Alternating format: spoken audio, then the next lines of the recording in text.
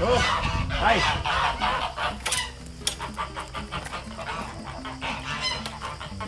Dai, su, andiamo. Andiamo.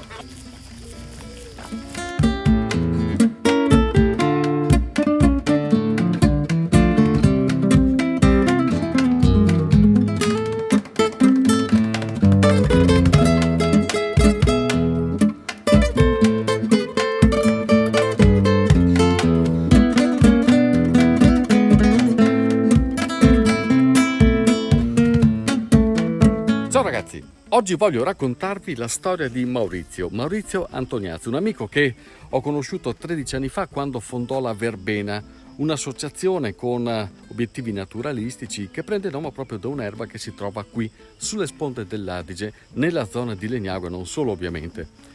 Ma è qui che Maurizio ha scoperto la sua grande passione per le erbe spontanee. Ho avuto la fortuna di avere mia mamma che conosceva le piante officinali e quindi sì, fin da piccolo si raccoglievano le piante per l'inverno, i 7 fiori per l'inverno, contro i raffreddori, il mal di gola, quelle cose lì. È una cosa che è andata persa, però vedo che quando li spieghi la gente insomma è contenta di sapere queste cose. E adesso cos'è la Verbena? Quest'anno inaugureremo la Corte Verbena. È diventata una cosa che riguarda sempre all'ecologia, cioè al naturale, che deve salvaguardare l'ambiente, far conoscere quello che ci circonda, tutte quante le cose belle che magari ci dimentichiamo di avere. Quindi noi ci impegniamo in questo, ci impegniamo su una corte dove ci sono gli animali da corte, che la gente conosca, che veda gli animali da corte. Vogliamo che vivano la vita un po' in campagna, che vengano magari qua, che si facciano un'esperienza con la famiglia, i bambini ci possono far da mangiare, possono andare in bicicletta, insomma vivere quello che è la campagna. Acquolina. Maurizio, che animali ci sono qui dentro? Qui abbiamo tutti animali da corte, tutti animali anche un po' dimenticati. Abbiamo le faraone, che sono animali africani, abbiamo le galline padovane, abbiamo quelle cinesi. E da dove arrivano? Allora, questi animali sono quasi tutti regalati, sono tutti animali che mi hanno regalato, magari qualcuno si è stancato di averli, qualcuno ha voluto farmi un regalo, quindi poi noi qui hanno fatto anche un po' di razza ed io così non ho mai comprato insomma animali, anche le capre addirittura, una capra, la mamma, l'abbiamo trovata alla Torretta, qui a un po' di distante da noi, non era di nessuno non sapeva di chi fosse. L'abbiamo portata a casa, l'abbiamo curata perché è intervenuto il veterinario, però aveva la mastite, aveva un sacco di problemi, finché si è messa poi in carne perché era pelle d'ossa e poi anche incinta ha fatto due capretti, un maschio e una femmina, Olivia e Orazio. Quindi il recupero è anche per gli animali, non è soltanto il recupero è per gli animali. Poi io ho fatto uno studio che ne ho già parlato diverse volte, sulle galline. Le galline sono per l'umido sono una cosa eccezionale, quindi abbiamo calcolato che bastano 2 galline in un ambiente, uno che ha una corte insomma che può tenerle, ma non serve tanto posto, serve un piccolo recinto con 2 galline e una gallina mangerà sui 5-6 quintali di umido all'anno e ti fanno 2 galline sui 200 uova, quindi tutto l'umido che riusciamo a fare su una famiglia le galline lo mangiano. E in più abbiamo le uova, quindi sarebbe da introdurre questo qua. Cioè, se io potessi regalerei 2 galline a ogni famiglia che le vuole tenere, che le può tenere per quel fatto lì, per recuperare inquinare meno, insomma, buttare via meno. Venire qui sulle sponde dell'Adige è sicuramente un'esperienza interessante, soprattutto se accompagnarti è Maurizio. Conosce tutte le erbe, in 1 metro quadrato ne individua almeno 30 specie diverse. Ed è questa la grande ricchezza che lui tenta di valorizzare attraverso la verbena. Lui ha fatto l'erborista per tanti anni e adesso ha messo a disposizione la sua grande conoscenza per tutti quanti decidono di scoprirlo davvero questo territorio andandolo a trovare.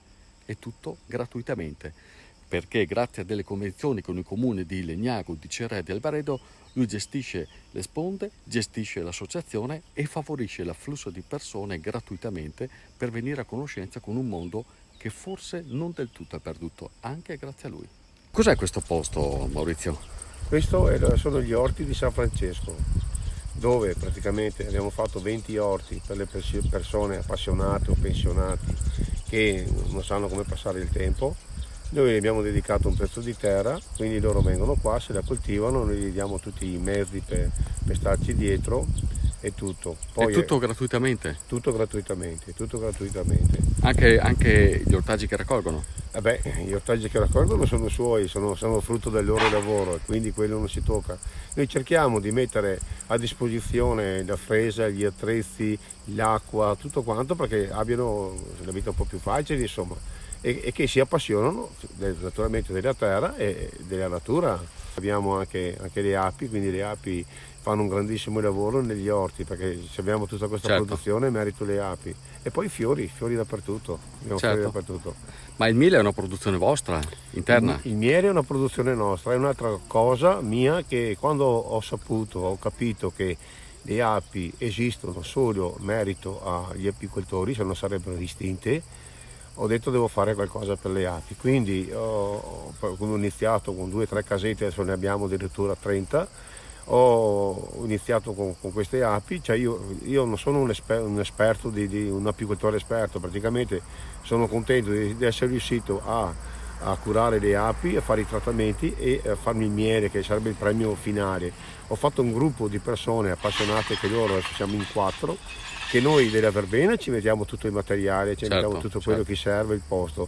Queste appassionate sempre di più mi seguono le api tutto, poi il miele viene spartito fra di loro, il miele non lo vendiamo, è una merce di scambio, che ne so, magari qualcuno mi porta del pane o qualcuno mi porta del legno per lavorare, cioè, chiedo certe cose anche un po' costose, che sanno che noi siamo un'associazione e non abbiamo tanti soldi, mi dicono ma sì, magari me li regalo, io come ricompensa gli do il miele, c'è una cosa che contraccambiamo. Che cosa può insegnare un'esperienza come questa?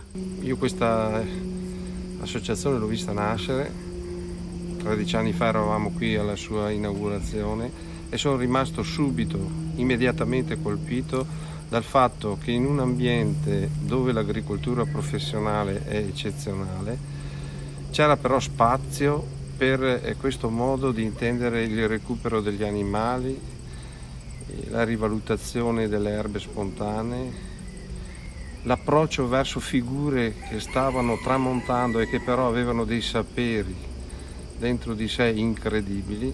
Ecco che intorno alla scommessa di Antoniazzi, di Maurizio, abbiamo in tanti seguito il progetto.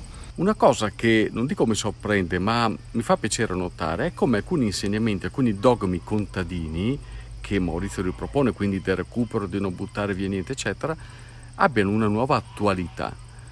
È condivisibile secondo te questa teoria? Penso che sia il futuro, perché il concetto del recupero a 360 gradi delle nostre risorse è determinante in un momento in cui questo mondo deve capire che non può buttare via più niente, anzi deve essere in grado di far circuitare tutte quelle che sono risorse, gli stessi rifiuti sono risorse se ben utilizzate. E il mondo contadino è sempre stato abituato a questo, perciò portando avanti questa idea si porta avanti anche il concetto delle radici di un territorio in cui noi viviamo, e non è secondaria questa cosa. Si sono dimenticate queste cose, Claudio, secondo te? Non parlo soltanto a livello lavorativo. Senz'altro c'è stato un oblio, siamo stati drogati da un progresso che si è tutto sommato rivelato effimero. Oggi, anche dopo questo momento di crisi dovuto anche al coronavirus, secondo me c'è stato il tempo per ripensare tutte le cose, compresa quella di un'economia sostenibile. Tutti abbiamo una missione nella nostra vita. Io penso, anche in virtù del fatto che per 45 anni mi sono speso per alcune idee, mi trovo oggi insieme a tanti amici al centro di una scelta ben importante, di una missione, come dicevo prima, che mi piace farla insieme con i grandi imprenditori del mondo agricolo, del mondo agroindustriale, però anche con amici come Maurizio e i suoi collaboratori, perché si devono compendiare queste situazioni. Ma che cosa continua a raccontare l'Adige oggi, Maurizio? Cosa dice a Maurizio? L'Adige è la cosa più bella che abbiamo a Lignago, quindi è un ricordo dei miei vecchi, dei nostri vecchi, di insegnare ai giovani. Dobbiamo farlo conoscere ai giovani, è una cosa da portare avanti, insomma una cosa da portare avanti. Claudio, e l'Adige a te cosa dice? Da dove nasce Passo Resia, dove si butta nell'Adriatico, nel bel mezzo c'è un territorio come il nostro che ha tutte le possibilità di essere amato e valorizzato. Noi lo amiamo molto, ma insieme possiamo valorizzarlo molto di più. E allora ci torneremo. Se avete la voglia e il tempo, fatela una chiamata a questo signore qua, perché i segreti che ha io oggi non ne ho svelati molti. Per il resto meglio venire qui, perché vissuti sul posto sono tutta un'altra cosa, vero? Di sicuro. Anche voi l'ho quattro sulle iscrizioni. Ciao ragazzi, buon Adige a tutti. Ciao! Ciao.